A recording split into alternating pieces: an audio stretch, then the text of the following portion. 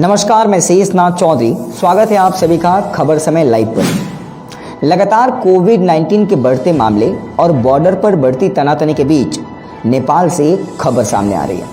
एक तरफ जहां नेपाल, जिसे हमेशा भारत मदद करते रहा है, वह भारत के कुछ सीमावर्ती क्षेत्रों को अपना बता रहा है, वहीं दूसरी तरफ नेपाल ने अपने यहाँ भारत के निजी न्यूज़ चैनल्स पर प्रतिबंध लगा दिया है।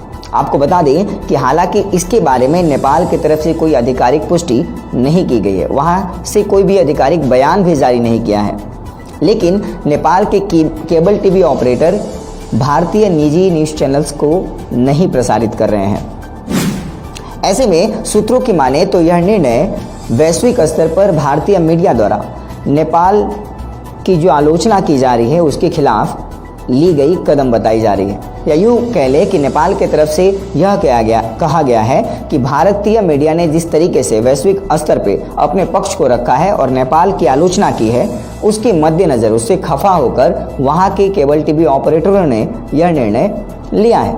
नेपाल के सूचना एवं प्रसारण मंत्री युवराज खातीवाड़ा ने कहा कि नेपाल के पास ये अधिकार है कि अगर बाहरी मीडिया नेपाल की संप्रभुता को खतरा पहुंचाती है तो नेपाल राजनयिक स्तर पे कोई भी कड़ा कदम उठा सकता है।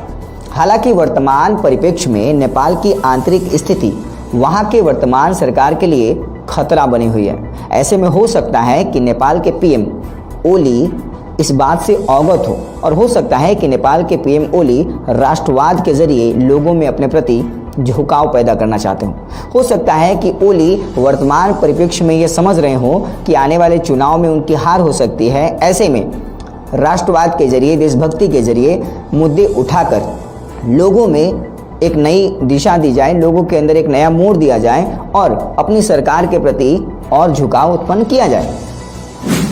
भारत नेपाल सामयिक रिश्तों में कुछ दिनों से लगातार खटास जारी है, लेकिन हम फिर आपको बता दें कि जो न्यूज़ चैनल्स को बंद किया गया है, इसके बारे में नेपाल की तरफ से कोई आधिकारिक पुष्टि नहीं की गई है।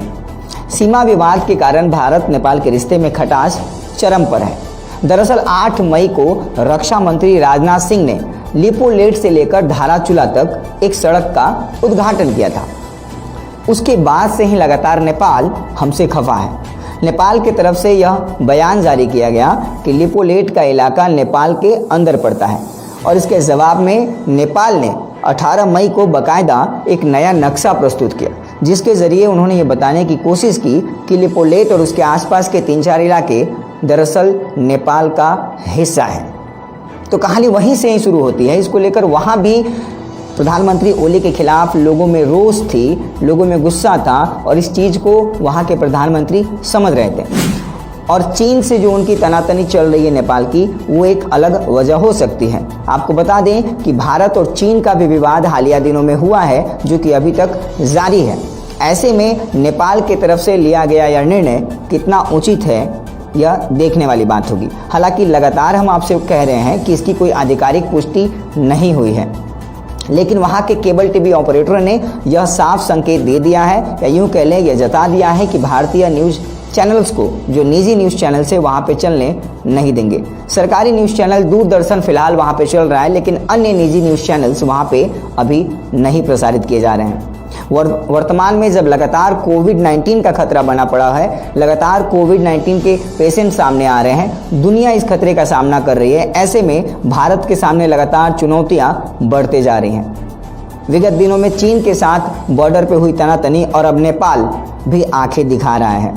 ऐसी परिस्थिति में जब नेपाल के केबल टीवी ऑपरेटरों के द्वारा यह निर्णय लिया गया है, निश्चित तौर पे कहीं ना कहीं वहाँ की आंतरिक स्थिति भी इसके लिए जिम्मेदार है। आपको बता दें कि ओली की कुर्सी शायद खतरे में है।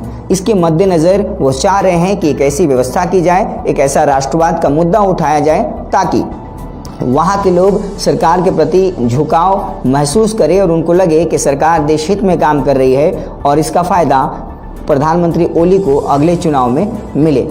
हो सकता है यह एक वजह हो। सूत्रों की माने तो यह एक प्रमुख कारण है, क्योंकि ओली ने अपनी पार्टी और साथ ही साथ आंतरिक सर्वेक्षण पे यह पाया कि उनकी कुर्सी खतरे में है, या यूँ कह ले कि वहाँ की सरकार इस समय खतरे में है। ऐसी ही परिस्थिति में, ऐसी ही विषम परिस्थिति में हो सकता है अप्रत्यक्ष रूप से ही ओली का इसमें एक महत्वपूर्ण भूमिका हो, जिसके तहत ये कार्रवाई की गई हो। अब देखने वाली बात ये होगी कि भारत इस निर्णय का जवाब कैसे देता है। हालांकि खबर समय फिर से एक बार आपको यह अवगत करा दें कि यह निर्णय जो लिया गया है नेपाल की तरफ से, इसकी कोई आधिकारिक पुष्टि नहीं की गई है। तो लगातार ऐसे ही खबरों से अपडेट रहने के लिए और लगातार ताज़ा तरीन खबरें पाने के लिए देखते रहिए खबर समय। तब तक के लिए धन्यवाद।